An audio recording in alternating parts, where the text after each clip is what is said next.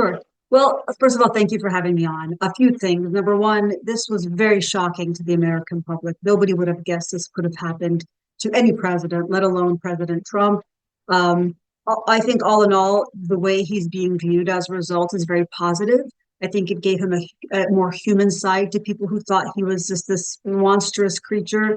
And it also made people sort of realize that he does have a side to him that's more valorous, and it's a testimony to his character.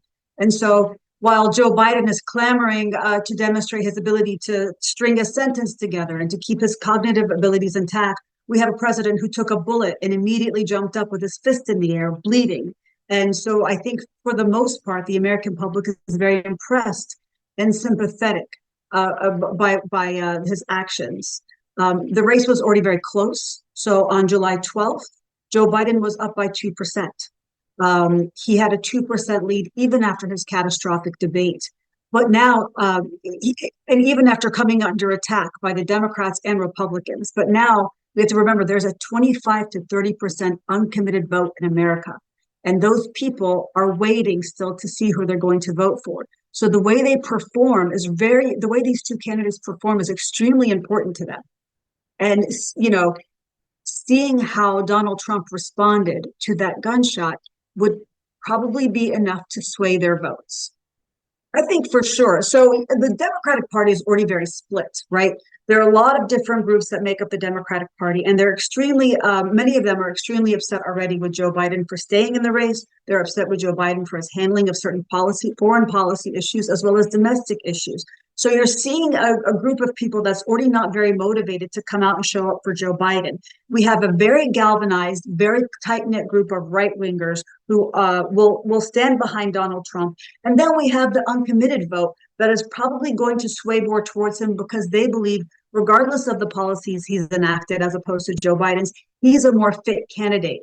And they'll probably start to sort of move more towards the Republican Party as a result. Well, other American politicians, keep in mind, the Democratic Party is already pushing for Joe Biden to resign because they don't believe he has the mental wherewithal to beat Donald Trump in the upcoming elections. And the Republican Party is, for the most part, already galvanized behind Donald Trump and supporting him. So it's not necessarily going to impact the Republican Party. They're supporting Donald Trump and will continue to support him. And in fact, this will probably strengthen and bolster their support for him. Whereas the Democratic Party, they've exchanged niceties and their sincerest condolences to Donald Trump, but they're still in disarray. They're still divided and separated. And so they're going to continue to struggle and clamor behind either Joe Biden or whoever the Democratic candidate is that they will try to replace with him. But this is very damaging to the Democratic Party. It depends. It depends who they put forward. And you have to remember the elections are only a little bit over 3 months away. So they're going to have to move very quickly. And if they're going to put in Kamala Harris, who's the vice president and the most obvious predecessor or candidate, she's going to have a lot of trouble because as poorly as Joe Biden is doing in the polls, she's polling even lower. She's even less popular than Joe Biden. So they're going to have to try to completely revamp her image and her reputation and her ability to connect with the Democrats, these uncommitted voters, in a very short period of time.